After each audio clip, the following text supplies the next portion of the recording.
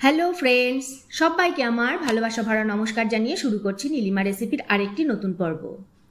আজ আপনাদের সাথে শেয়ার করব ইলিশ মাছের মাথা দিয়ে চাল কুমড়োর ঘন্ট। ভীষণ সিম্পল এই রান্নাটি, খেতে কিন্তু হয় দুর্দান্ত। কোনো রকম বাটাবুটি ছাড়াই এই কয়েকটি মাত্র উপকরণ দিয়েই দারুণ স্বাদের ইলিশের মাথা দিয়ে চাল কুমড়োর ঘন্ট আমরা বানিয়ে নেব। এই রকম ভিন্ন ধরনের রেসিপি খুব সহজেই বাড়িতে বসে শিখে নেওয়ার জন্য সাবস্ক্রাইব করে নিন নীলিমাস রেসিপিস চ্যানেলটিকে। আর আমার সমস্ত রান্নার আপডেট সবার আগে পাওয়ার জন্য বেল আইকনটা প্রেস করতে ভুলবেন না। প্রথমে আমি প্যানে বেশ খানিকটা 3 থেকে 4 চামচ মতো সর্ষের তেল দিয়ে দিয়েছি।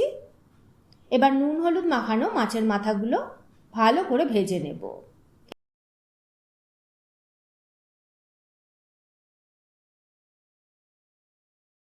একটু বেশ কড়া কড়া করে ভাজবো।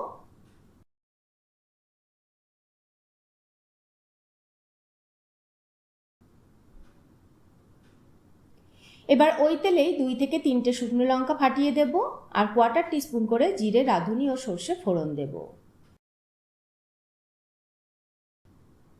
ফোড়নটা ফুটে গেলে 2টো চেরা কাঁচা লঙ্কা দেব। তারপর কুচানো চাল কুমড়ো দেব, নেড়ে চেড়ে দেব ভালো করে।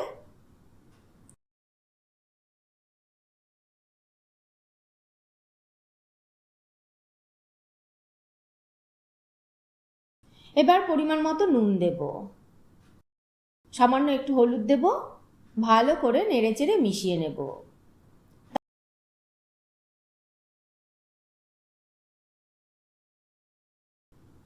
তারপর ঢাকা দিয়ে 10 মিনিট সেদ্ধ হতে দেব। 10 মিনিট পর একটু জলটাও টেনে গেছে।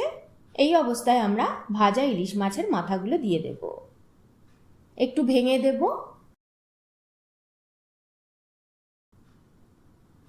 তারপর আবার ঢাকা দিয়ে 10 মিনিট রান্না করে নেব।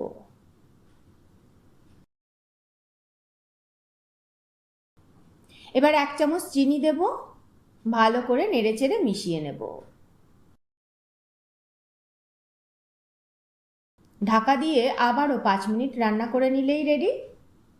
জলটাকে শুকিয়ে যাওয়া পর্যন্ত আমাদের রান্না করতে হবে, তাহলেই রেডি হয়ে যাবে আমাদের ইলিশ মাছের মাথা দিয়ে চাল কুমড়োর ঘন্ট।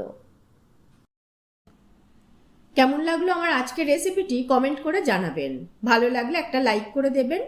আপনাদের একটা লাইক আর কমেন্টই আমাকে উৎসাহিত করবে পথ চলতে। আজ তাহলে এই পর্যন্তই থাক। আবার হাজির হয়ে যাব নতুন কোনো রেসিপি নিয়ে, নতুন কোনো পর্বে। ভালো থাকবেন, সুস্থ থাকবেন সবাই।